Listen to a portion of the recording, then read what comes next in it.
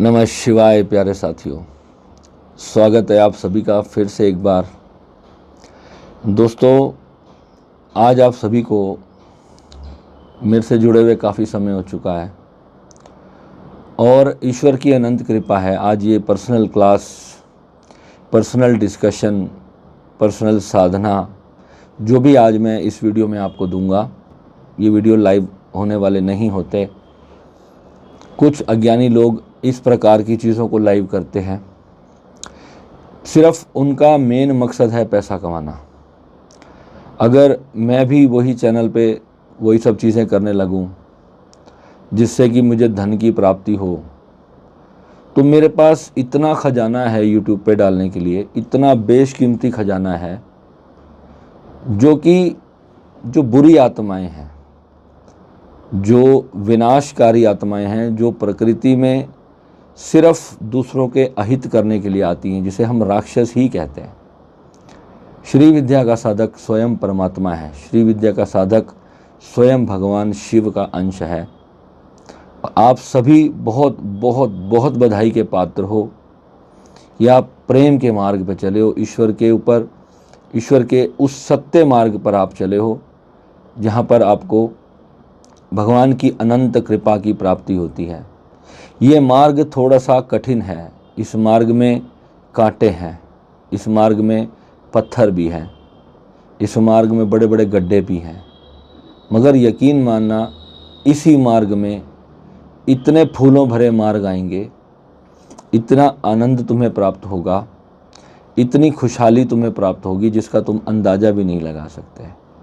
मगर जीवन में कई बार ऐसी परिस्थिति आ जाती है कि जब हमारा ही कोई प्रारब्धवश कोई कर्म आ जाता है हमारे सामने, मगर श्री विद्या साधक का जो प्रारब्ध भी आएगा, आज तुम्हें ये बात बड़े ध्यान से समझनी है कि श्री विद्या साधक हो आप, और श्री विद्या साधक के जीवन में प्रारब्ध से भी अगर कोई कर्म आता है जिसके कारण उसे दुख कष्ट पीड़ा उठानी पड़ती है, तो वो पीड़ा भी उसके भले के लिए ही दी जा रही है। उसका प्रमाण क्या है? उसका प्रमाण ज्योतिष विद्या है। मैंने जैसे कि तुम्हें कुछ वीडियोस में बताया कि द्वादशेष, जो 12वें घर का स्वामी, उसे द्वादशेष कहा जाता है। 12वें घर का जो मुख्य जो रोल है हमारे जीवन पे, वो क्या है? वो है हमारा मोक्ष, और 12वां घर ही हमारा संभोग का घर है।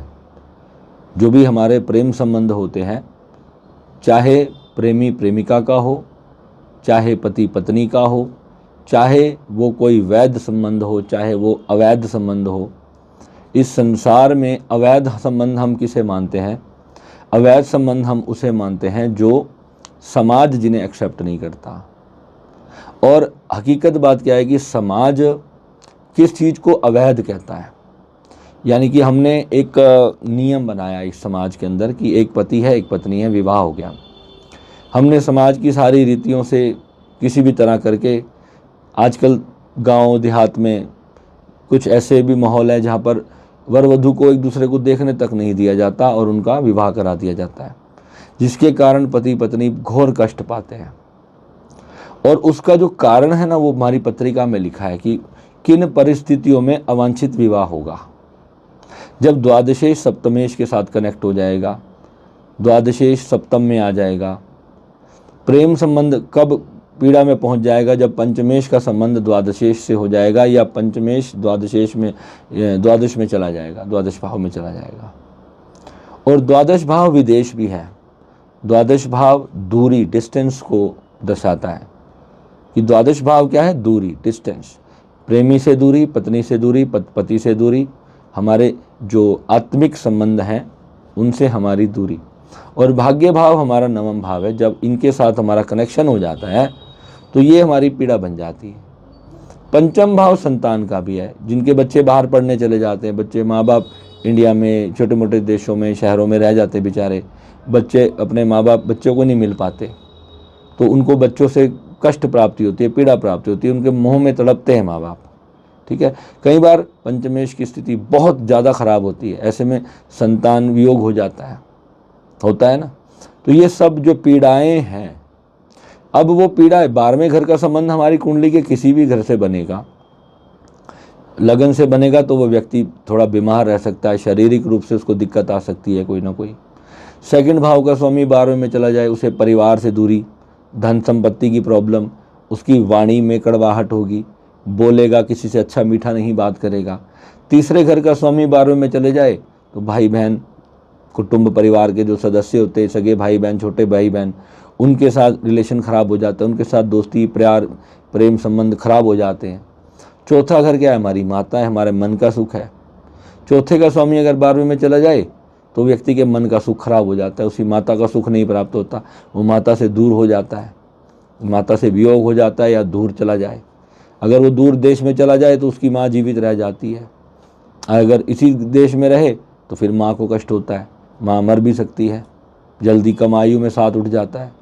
ऐसे ही छठे 7वें 8वें जो घर होते हैं, तो हर चीज़ से रिलेटेड द्वादश भाव हमारा दुख को दर्शाता है। अमूमन द्वादश भाव अगर खाली हो तो वो बहुत ही शुभ माना जाता है, बहुत ही अच्छा होता है। या वहाँ पर गुरुदेव गुरु बृहस्पति हो तो बृहस्पति उसे मोक्ष कारक बना देते हैं, उसे ज्ञान कारक बना देते हैं और 12वें भाव के दुख का नाश कर देते हैं। और 12वें भाव से बैठ कर के बृहस्पति चौथे घर को देखते हैं, यानी अपने घर को देखते हैं। तो चौथा घर क्या है? जन्म स्थान है हमारा। तो जन्म स्थान पे जातक को बहुत सुख सुविधाओं की प्राप्ति कराते हैं।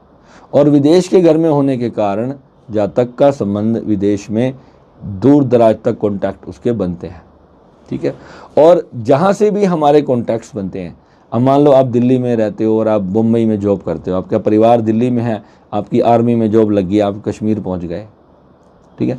तो ये जो चीज़ें हैं जो आपके किसी भी तरह से आपको अपने परिवार से, घर से दूर लेकर के जाती हैं, आपको वो पीड़ा पहुंचाती हैं, आप अपने भाई बहनों के साथ, माता पिता के साथ नहीं रह पाए जीवन भर, तो वो चीज़ें फिर समय के साथ साथ चेतना एक्सेप्ट भी कर लेती है ना। मगर जब कोई दुख ऐसा हो जो एक्सेप्ट ही ना हो रहा हो, उसे कार्मिक दोष कहते हैं, उसे कार्मिक दुख कहते हैं। जो दुख भी है और एक्सेप्ट भी नहीं हो रहा है, जो एक्सेप्ट होते ही यानी कि वो हमारा कर्मा पूरा हो गया, वो एक्सेप्टेंस आ गई, वो चेतना के साथ हमारा संबंध जितना था उतने पीरियड के बाद वो दुख हमारा समाप्त हो जाता है। और जब तक दुख बना रहता है, इसका मतलब अभी कर्मा ऑन रनिंग चल रहा है, अभी उसकी सजा पूरी नहीं हुई है, तभी तक केवल तुम्हारा दिल दुखी रहेगा। गूगल के लोग बड़े बड़े रिसर्च करते हैं कि किसी को दुख कितने समय तक रहता है, किसी भी चीज़ का, किसी वियोग का, किसी पर्सन की डेथ होने का कितने समय तक रहता है। तो उन्होंने एक 6 महीने का समय लिखा। गूगल ने इसका रिसर्च किया कि 6 महीने बाद व्यक्ति एक्सेप्ट कर लेता है। वो रिसर्च कहाँ से आ रहा है? आप जरा देखो कि 6 महीने में ऐसा क्या घटना घट जाती है। अमूमन जब कोई दुख पाता है व्यक्ति तो 4 से 6 महीने तक पाता है, और ज़्यादा से ज़्यादा किसी को आप कितने साल तक दुखी रहोगे? 2.5 साल तक आपको शनि की ढैया लग जाएगी, 2.5 साल तक आप दुखी रह सकते हो। 7.5 में भी शनि हमेशा दुख नहीं देते, हमेशा पीड़ा नहीं देते हैं। मगर जब जीवन में जब हम साधना के मार्ग पर चलते हैं, जब माँ श्री विद्या आदि शक्ति के मार्ग पर चलते हैं, तो वहाँ पर जब आप सद्गुरु से जुड़ते हो तो आपको पहली बार ये पता चलता है कि इस ग्रहों से परे भी आपका एक संसार है, आप एक कॉन्शियसनेस हो। जब तक आप एक शरीर बोध में रहते हो तब तक आप उसी शरीर के अटैचमेंट में रहते हो। अब उस शरीर के साथ हमारे मन जुड़ा है, क्योंकि शरीर के साथ हमारे लोगों के साथ संबंध जुड़े हैं, कर्म जुड़े हैं, जिसके कारण हमारी आत्माएं दुख पाती, चाहे वो हमारे रिश्तेदारों से ही क्यों ना पाएं। क्योंकि कोई भी रिश्तेदार अगर हमारे को पिछले जन्म का है, वो इस जन्म में आके दुख पीड़ा पहुंचा रहा है, तो इसका मतलब कहीं ना कहीं हमने पूर्व जन्म में उसको कोई ना कोई कष्ट दिया था। या अगर वो इस जन्म में दे रहा है, इस जन्म में वो नया कर्म बना रहा है, तो वो आगे जाके वो भुगतने वाला होगा। मगर आपकी कुंडली बताती है कि आपका जो कर्म दोष है वो इस जन्म का है या ये नया कर्म आपके साथ किया जा रहा है। कई बार कुंडली में ऐसा दुख पाने का योग ही नहीं होता और उस व्यक्ति को दुख हो रहा होता है, और जो दुख दे रहा होता है उसकी प्रवृत्ति में, अगर आप उसकी कुंडली देखोगे तो उसकी प्रवृत्ति में ये लिखा होगा कि इस व्यक्ति को ये दुख देना है, ये इस व्यक्ति को ये दुख देगा। क्योंकि आपकी कुंडली अकेले काम नहीं करेगी, आपके पूरे परिवार की कुंडली काम करेगी। जैसे ही आपकी पत्नी आएगी, पति आएगा, बच्चे आएंगे, सबका भाग्य जुड़ता चला जाएगा। जो लोग भी आपके साथ जुड़ेंगे, जिनके साथ भी आपका संबंध बनता जाएगा, आपकी कुंडली ने ही वो संबंध ला करके आपके सामने रखा है। और इसी कारण आप आनंद भी पाते हो, खुशी भी पाते हो, प्रेम भी पाते हो, और इसी कारण भी आप दुख भी पाते हो। अगर आपने पूर्व जन्म में किसी को प्रेम दिया तो इस जन्म में आप प्रेम पा रहे हो, और किसी को आपने कष्ट दिया है, दुख दिया है, तो इस जन्म में वो आपको दुख दे के चला जाएगा। सिंपल सा कंसेप्ट है।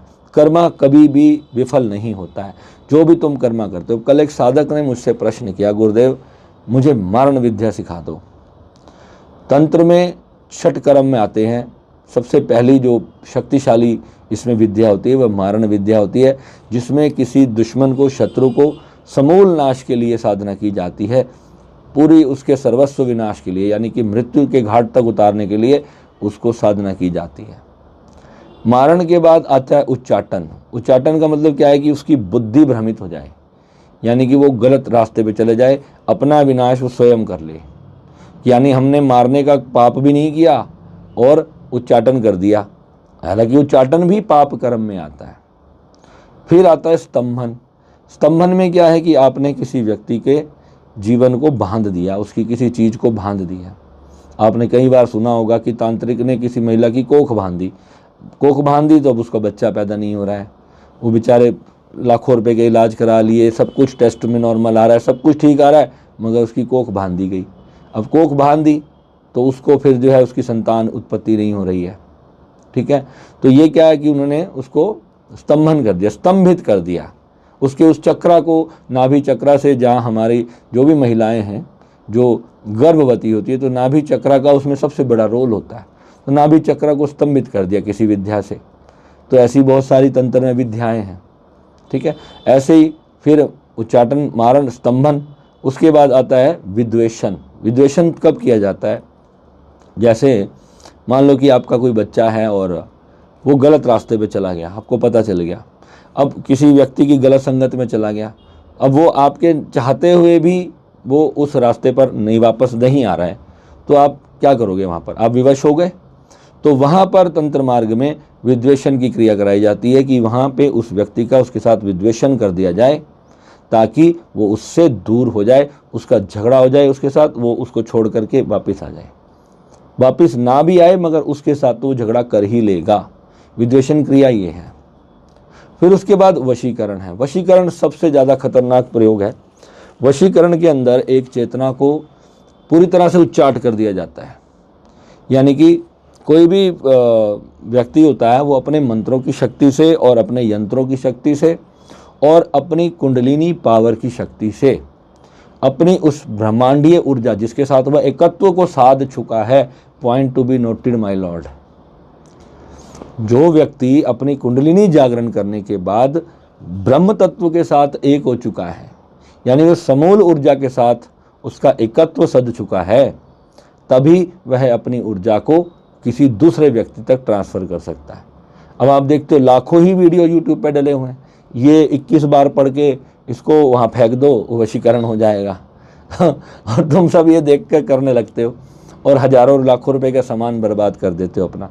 ना कितनी कितनी चीज़ें तुमसे वो करवाते हैं, तुमसे पैसे भी ले लेते हैं, तुम बहुत सारी चीज़ें करते हो। कितने आप में से सब कुछ कर भी चुके होंगे और पैसे बर्बाद कर भी चुके होंगे, राइट। जब तक आप स्वयं एक महासिद्ध नहीं हो तब तक आप वशीकरण कर ही नहीं सकते। और उसके बाद भी भगवान की कृपा ऐसी है कि जब आपको वो विद्या प्राप्त हो जाती है ना, तो आपके अंदर एक नेचुरल प्रेम जागृत होता है परमात्मा के प्रति और परमात्मा के बनाए हर व्यक्ति के प्रति। तो वहाँ पर जो भावना बचती है, जो शेष आपके भीतर भावना बचती है, वो अपने कल्याण के साथ साथ लोक कल्याण की भावना आपके भीतर बचती है। यानी कि आप चाहते हुए भी, पहली बात है कि जो गलत लोग हैं, अगर किसी कुकर्मी व्यक्ति को ऐसी विद्या सिद्ध हो जाए, जैसे आप देखते हो कि कई लोग तांत्रिक काले काले कपड़े, मुंह पे काला काला रंग लगा के, जो तिलक, जो साधु काला तिलक लगाए ना, उससे हमेशा सावधान रहना।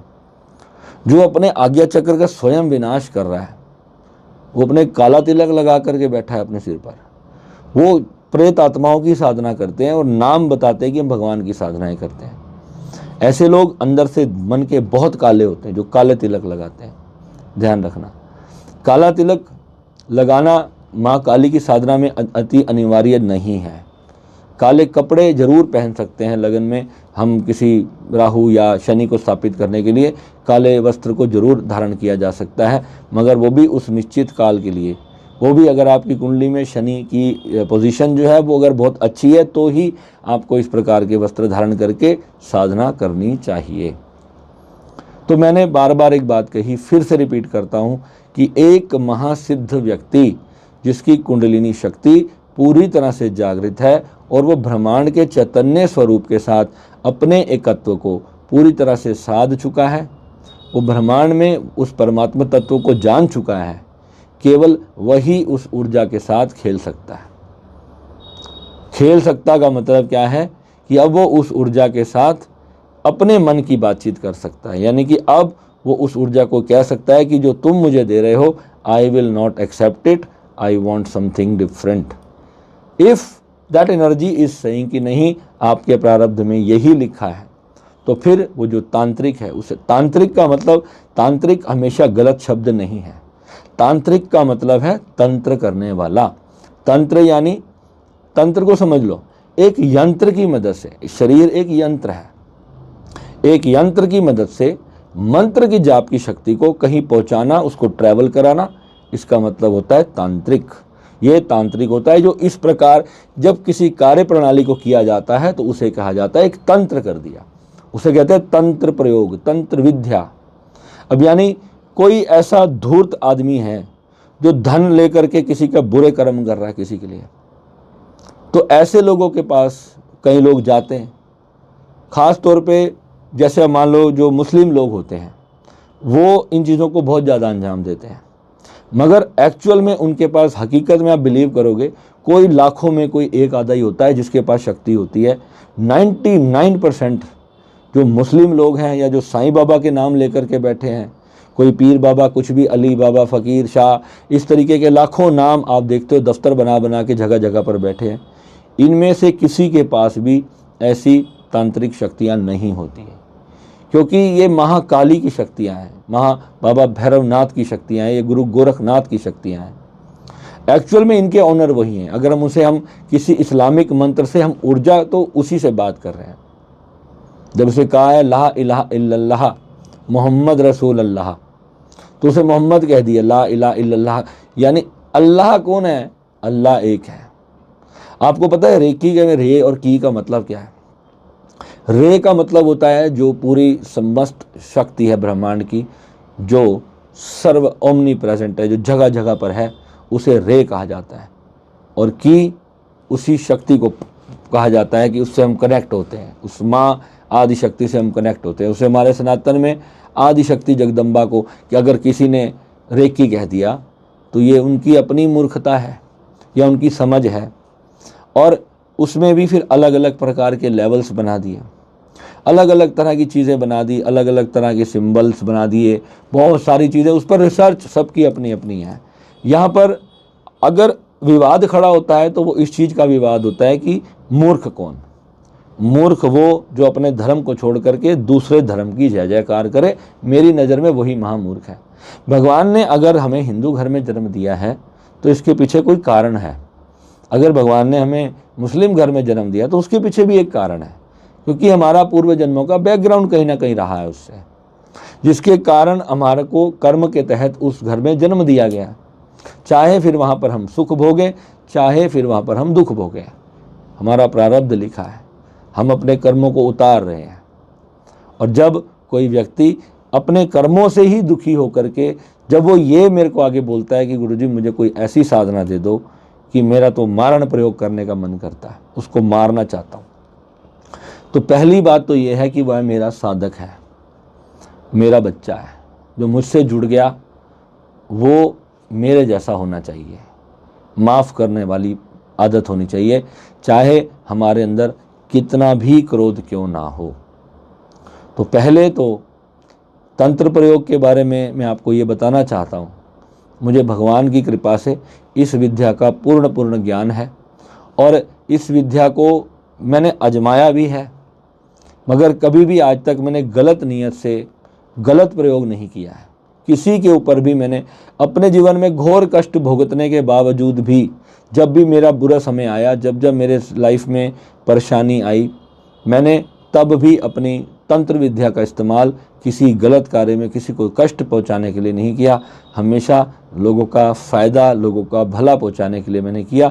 और उसका फल भगवान ने मुझे कैसे दिया? आप सबका प्यार, आप सबकी जो सपोर्ट मेरे साथ है, ये भगवान का फल है, भगवान का दिया हुआ गिफ्ट है, जो भगवान ने मुझे बदले में दिया। क्योंकि अगर एक तांत्रिक is just like a doctor, वो आपका इलाज भी कर सकता है और वो आपका सर्वनाश भी कर सकता है। उसके पास ये दोनों पावर्स हैं। क्योंकि जब आपने अपना ऑपरेशन करने के लिए आप उसकी टेबल पे लेट गए, अब वो आपके साथ बेहोश करके क्या कर दे आपको नहीं पता, वो आपके कौन से ऑर्गन निकाल ले आपको नहीं पता। तो आपकी जो भीतर की शक्तियां हैं वो एक तांत्रिक अच्छी तरह जानता है। उन शक्तियों को कैसे प्रयोग में लाना है, उन्हें कैसे जागृत करना है, एक तांत्रिक अच्छी तरह से जानता है। और अगर एक सॉलिड व्यक्ति जिसके मूलभूत सिद्धांत शुद्ध हैं और जिसकी आत्मकारक शुद्ध है, आत्मकारक ग्रह हमारी कुंडली में सूर्य होता है। सूर्य चाहे पाप प्रभावित किसी ग्रह के चपेट में आ भी जाए, मगर फिर भी जब सूर्य कुंडली में अच्छा होता है तो ऐसा व्यक्ति कभी भी आत्मा के विरुद्ध कार्य नहीं करता। वो जो भी कार्य करता है अपनी आत्मा से पूछ के करता है, चाहे उसकी कितनी भी इंसल्ट क्यों ना हो रही हो, कितना भी दुख उसे क्यों ना प्राप्त हो रहा हो, सामने वाले व्यक्ति उसे कितना भी कष्ट क्यों ना दे रहे हो, वो अपने कर्म को जानता है। वो ये पहचानता है कि मैंने कुछ तो ऐसा कर्म किया है जिसकी वजह से मुझे सज़ा मिल रही है, और वो ईमानदारी से अपनी सज़ा को स्वीकार कर लेता है। और यही इस जीवन का परम सत्य है कि हम अपनी सज़ा को स्वीकारना सीखें।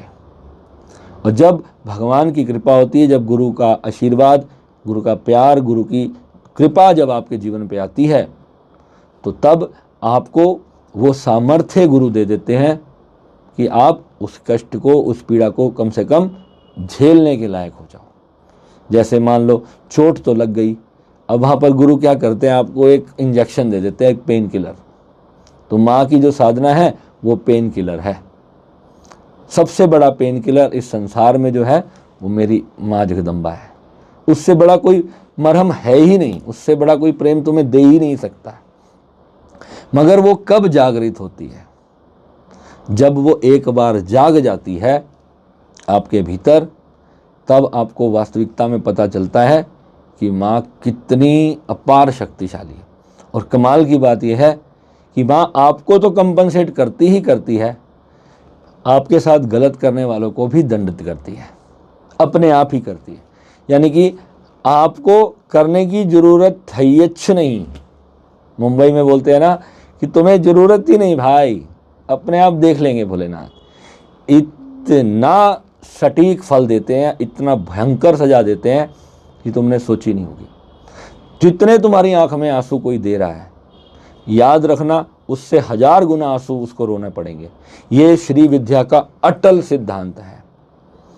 और उस वक्त माँ की जो दंडित है ना, जब माँ जब दंडित करती है ना, तो माँ फिर देखती ही नहीं, कैलकुलेटर उठा के ही नहीं देखती, समूल नाश कर देती है माँ।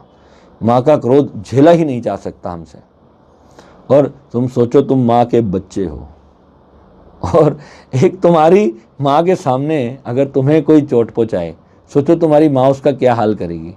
एक 2 साल के बच्चे को ना तुम उसके सामने, माँ के सामने उसको चांटा मार दो, उसकी माँ के हाथ में कोई ईंट पत्थर आएगा तो उन्हें उठा के सिर फोड़ देगी तुम्हारा। वो देखेगी नहीं कि तुम कौन हो, वो ये देखेगी कि तुमने मेरे बच्चे को मारा क्यों। होता है या नहीं होता? माँ झगड़ती है या नहीं झगड़ती? स्कूल में 2 बच्चे लड़ पड़ते हैं, तो एक बड़े बच्चे ने छोटे बच्चे को मार दिया ना, तो माँ अंजाम नहीं देखती, पहले आके उस बच्चे को चाटा मार देती है। वो भूल जाती है कि वो छोटा बच्चा है, उसने लड़ाई झगड़े में मार दिया, भूल ही जाती है। वो कहती है मेरे बच्चे को क्यों मारा। होता है या नहीं होता? बच्चे लड़ते हैं स्कूल में, तो जगत की माँ है। और माँ का मतलब ये नहीं है कि उसने तुम्हें जन्म दिया है तो वो तुम्हें दंडित नहीं करेगी तुम्हारे कर्म के हिसाब से, क्योंकि माँ है जो निर्गुण निराकार रूप, उसमें गुण नहीं है। यानी कि रजोगुण, तमोगुण, सतोगुण नहीं है। वो महाशक्ति है। उसे सोचने की, जब बिजली गिरती है तो वो थोड़ी देखती है नीचे कोई इंसान खड़ा है या नहीं खड़ा, जो उसके रास्ते में आया गया, ऐसा ही होता है। अगर तुम उस मास के साथ अट्यून्ड नहीं हो तो तुम्हारा विनाश अपने आप ही हो जाएगा। कुछ ना कुछ जीवन में ऐसी घटना घट जाएगी जिसके कारण कष्ट आ जाएगा। अब तुम पूछते हो ना गुरुजी कि मैं ये प्रॉब्लम आ रही है, मेरी ठीक ही नहीं हो रही, ये हो रहा है नहीं हो रहा, तो फिर तुम समझे क्या हो अभी तक?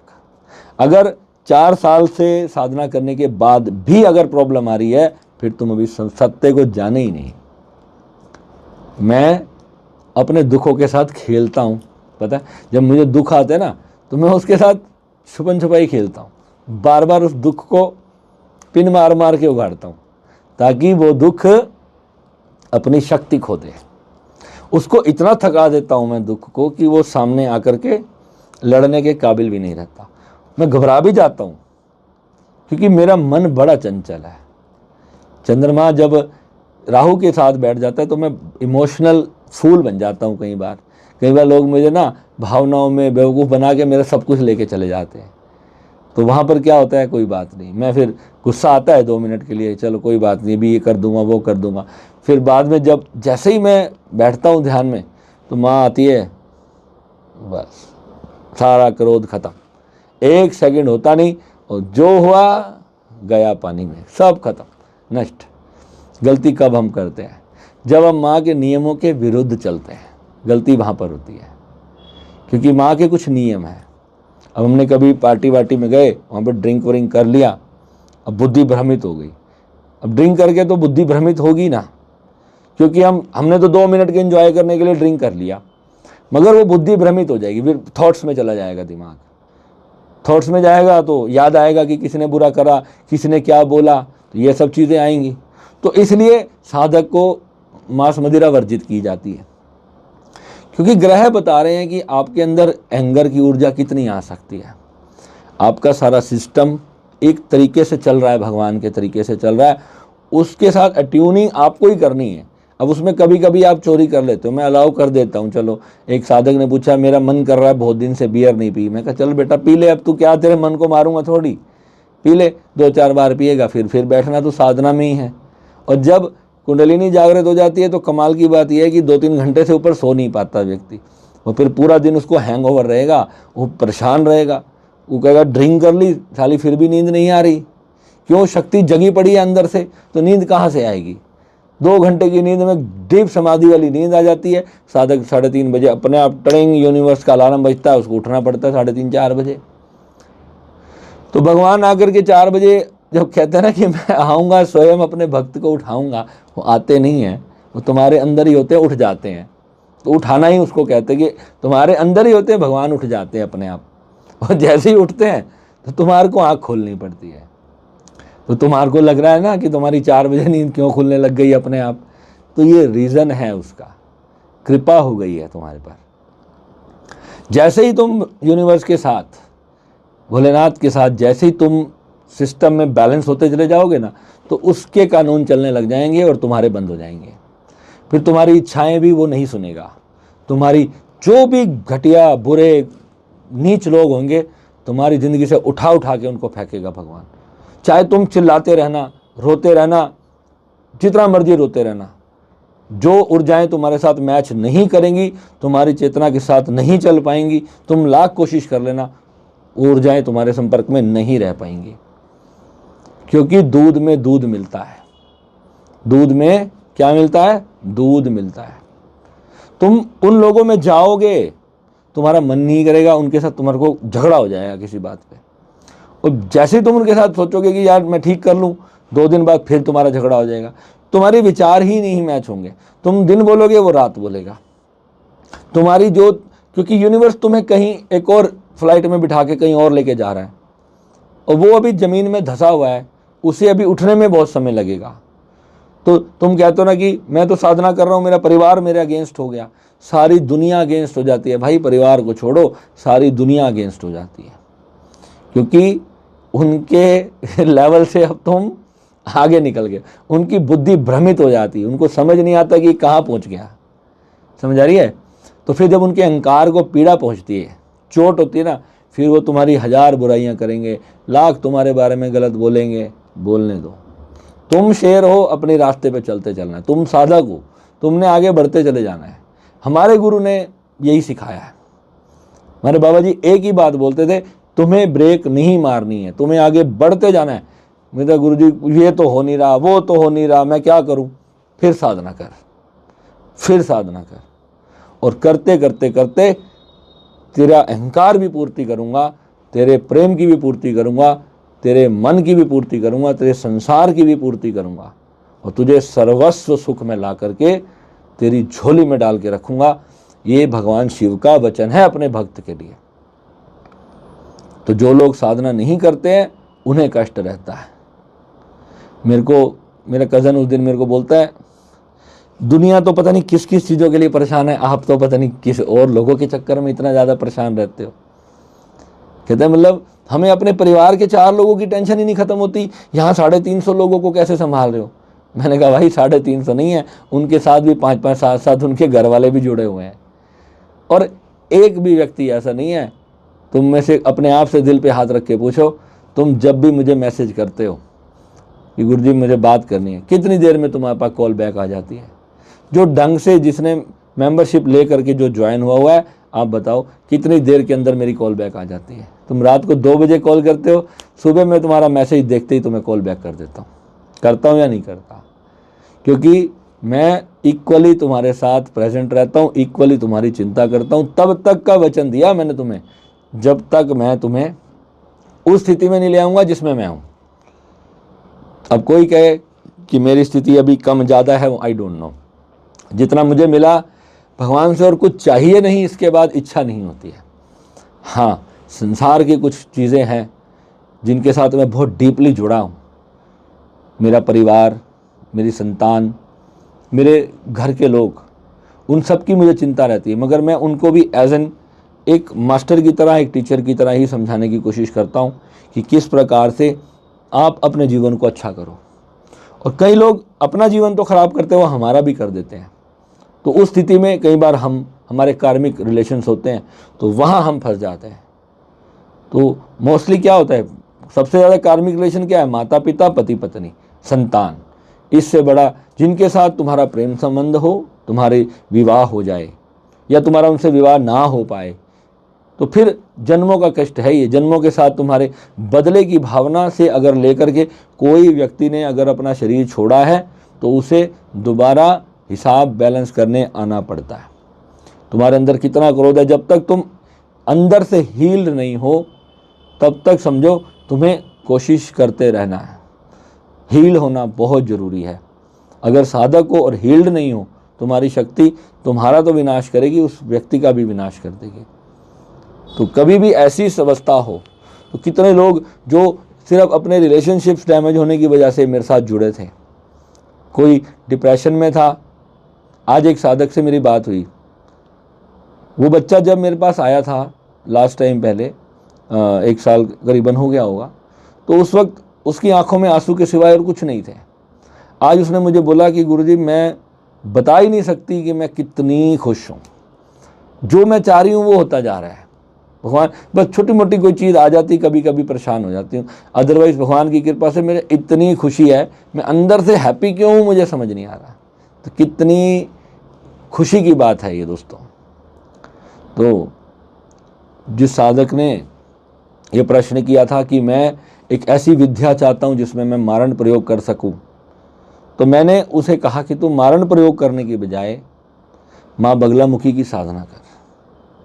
माँ बगलामुखी की साधना एक, जब तक आप एक जागृत गुरु के डायरेक्ट संपर्क में आकर के नहीं करोगे, जिसने माँ बगला की साधना स्वयं की हो, उसी को अधिकार है आपको माँ बगला की साधना देने का। माँ बगला की साधना में क्या होता है, उसे बगलामुखी कहा गया, माँ बगलामुखी। तो वो इतना शक्तिशाली क्रूर देवी है, माँ का एक ऐसा स्वरूप है जिसके कारण आपके जितने भी शत्रु हैं, पहली बात है कि वो आपके ऑरा में भी नहीं आ सकते। तुम्हारा बुरा करना तो बड़ी दूर की बात है। माँ बगलामुखी की साधनाओं में बहुत सारी सीढ़ियाँ हैं, उसमें हर प्रकार का षटकर्म भी आता है और हर प्रकार का आत्मरक्षा कवच भी आता है। उसके अंदर बहुत सारे अलग अलग प्रकार हैं। हमें समझना है कि माँ बगला की साधना किस परिस्थिति में करनी चाहिए। और अगर आप श्री विद्या के साधक हो और तुम माँ बगला को भी पुकार रहे हो, अब तुम कहोगे कि ब्रह्मांड तो एक है, यूनिवर्स तो एक है, फिर हम माँ बगला को क्यों बुला रहे हैं? फिर क्या माँ के रूप अलग अलग है? बिल्कुल अलग अलग माँ के रूप है। जैसे आप सभी अलग अलग रूपों में हो, मगर चैतन्य तुम्हारे भीतर एक ही है।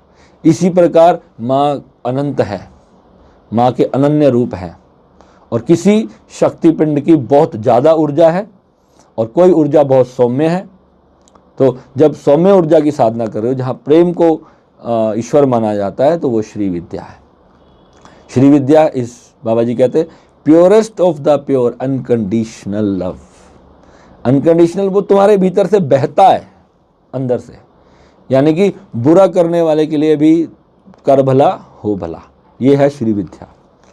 अब बाकी जो विद्याएं हैं 10 महाविद्याओं में, मैंने तुम्हें जब 10 महाविद्या की साधना कराई थी तो उसके अंदर मैंने तुम्हें अलग अलग अलग अलग सीढ़ियाँ नहीं चढ़ाई। मैंने तुम्हें एक कंप्लीट ऐसा सुरक्षा कवच दिया उसके अंदर, जिसमें तुम्हारी सारी की सारी चीज़ें पूर्ण हो जाएं। जो तुम्हारे लिए अच्छा है वो रह जाए और जो बुरा है वो दफ़ा हो जाए, वो साधना है। मगर कई बार उसमें ईश्वर तुमसे कोई बहुत प्रिय चीज़ ले लेते हैं, तो वहाँ पे फिर तुम्हारा रोना धोना शुरू हो जाता है।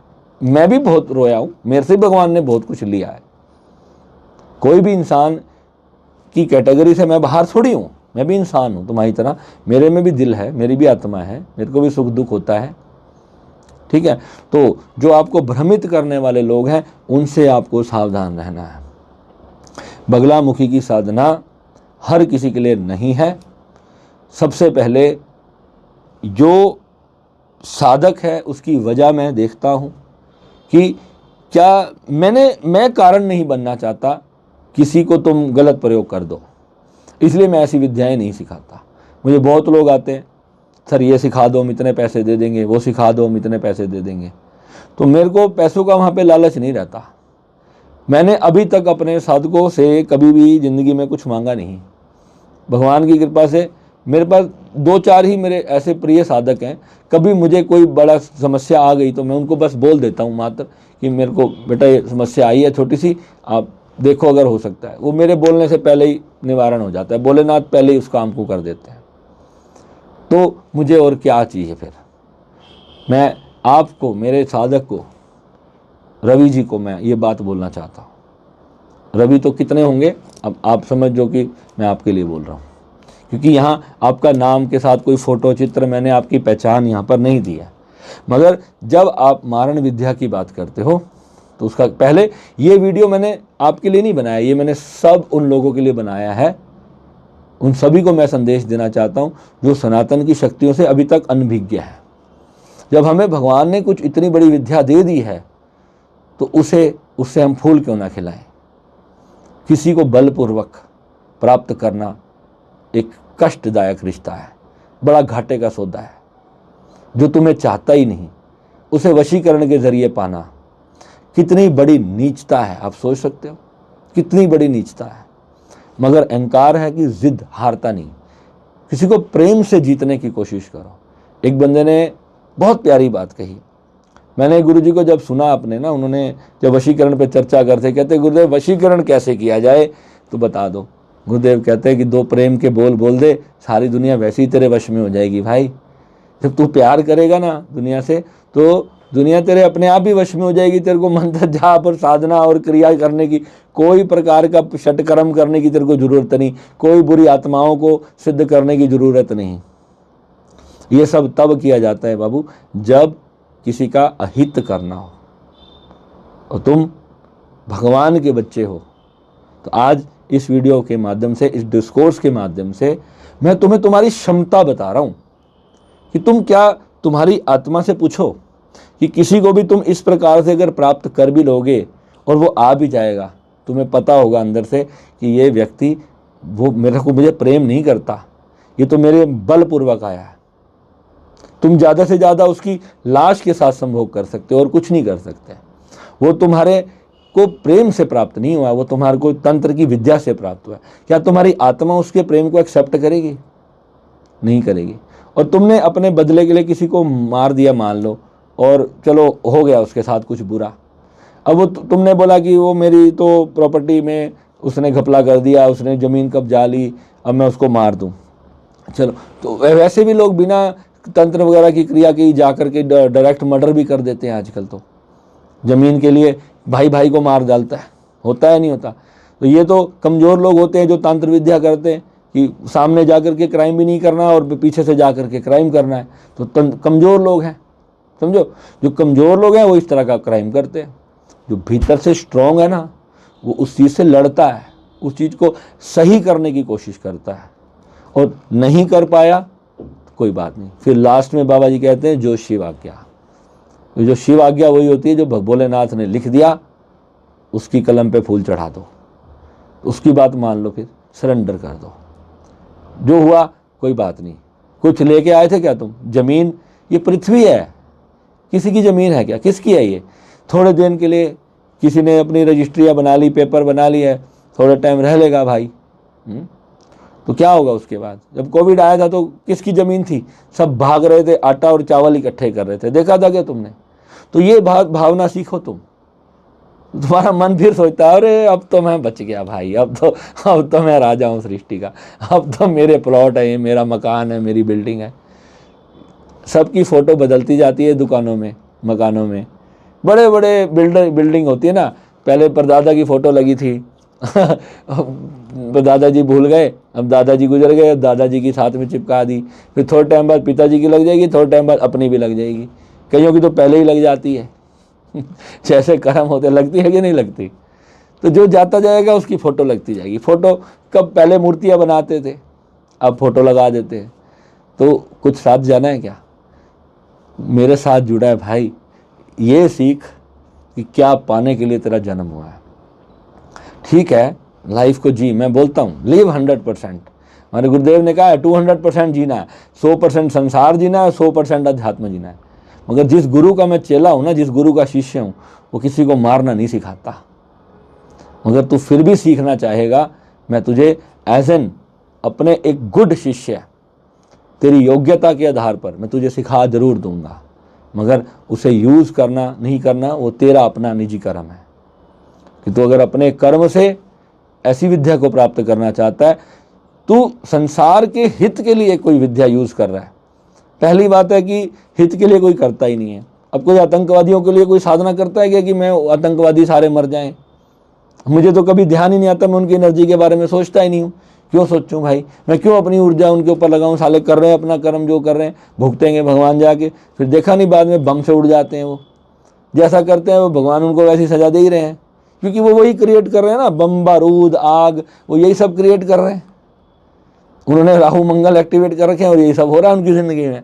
तो जैसा कर्म कर रहे हैं वैसी सजा उनको अपने आप मिल रही है। और मेरे तो भगवान की कृपा से ग्रही ऐसे बैठे हैं कि मेरे से गलत करने वाले को तो वैसे ही भोलेनाथ सही टाइम पे ले जाते हैं। तो मेरे को तो टेंशन नहीं है इस बात की कि भाई मेरे साथ कोई गलत करे तो कर ले भाई, जितना तेरे में दम है उतना कर ले, यही वक्त होगा, यही ज़िंदगी होगी, मैं दिखा दूंगा। तो अपनी तो एस्ट्रोलॉजी भी उस लेवल की भगवान की दया से, तो इसलिए तकलीफ नहीं होती। दोस्त, श्री विद्या का साधक बन करके अपने जीवन का कल्याण करना, बुरा करने वाले को माफ़ करना ही एक श्री विद्या साधक है। बाबा जी ने तो इतना तक कहा कि श्री विद्या का साधक चलता फिरता स्वयं भोलेनाथ का स्वरूप है। श्री विद्या का साधक किसी के घर का अन्न जल तक ग्रहण कर ले तो उस घर की 7 पुष्टें तर जाती हैं। ये बाबा जी का वचन है और ये सत्य बात है, ये झूठ बात नहीं है, ये 100% सत्य है। तुम जब साधना तुम्हारी सिद्ध हो जाएगी ना, तुम किसी को कुछ बोल दोगे ना, उसके लिए वो होना शुरू हो जाता है। तुमने गलती से अपने लिए कुछ नेगेटिव बोल दिया, वो भी हो जाएगा, ध्यान रखना। तो ये शक्ति इतनी जब एक्टिवेट हो जाती है ना, कई बार हम अपने ही इनसिक्योरिटी में अपने लिए कुछ गलत बोल बैठते हैं कि मेरा तो होता ही ऐसा है। कुछ जरा सा कोई कर्म आया, हमने उसको पकड़ लिया, गलत वो बैठ गया चेतन मन में, तो पक्का वो कर्म हो जाएगा। फिर वो रिश्ता टूटेगा, वो घर टूटेगा, वो नुकसान होगा, या कुछ भी वो चीज़ होगी, वो घटना घट के रहेगी। फिर तुम जितना मर्जी कर लेना। भगवान के ऊपर सरेंडर में जब तुम सारी रस्सियाँ परमात्मा पे छोड़ते हो ना, तब भगवान अपने आप कोई रास्ता निकालते हैं, क्योंकि वो तुम्हारे दिल को जानते हैं कि तुम अच्छे हो या बुरे हो, तुम्हारी योग्यता भगवान को पता है। तो तुम्हारी योग्यता के आधार पे तुम्हें फिर वो दे देते हैं। ठीक है, तो आई होप ये बात आपको समझ आ गई, ये पूरा डिस्कोर्स आपको समझ आ गया। अगर अब आप बोलोगे तो मैं वो विद्या के लिए फिर मैं वीडियो बनाऊंगा और आपको पर्सनली मैं आपको सेंड करूंगा। और अभी जो मैंने आपको दिया है कल, चलो वो पर्सनल बात है, वो बाद में मैं आपसे फ़ोन पे कर लूँगा। तो आपको वो विद्या प्राप्त करनी है, अगर आपको अपने गुरु पर ट्रस्ट है ना, तो मैं आपको लिख के देता हूँ, आप इस संसार से हारोगे नहीं। मैं लिखित में आप सभी को देता हूँ कि आप हार के नहीं जाओगे, जीत करके संसार से जाओगे। आप साधना में आगे बढ़ते जाओ, हर चीज़ माँ पूरी करेगी और ऐसी पूरी करेगी तुम्हारे को झुकने नहीं देगी, रुलाएगी नहीं माँ। और थोड़ी सी बहुत परीक्षा अगर हुई है ना, तो 6 महीने के अंदर, साल में या 2 साल में तुम्हें पक्का पता चलेगा, विद प्रूफ के साथ पता चलेगा कि सही हुआ। तुम ये बात बोलोगे सही हुआ। ठीक है, मिलेंगे अगले वीडियो में। नमः शिवाय।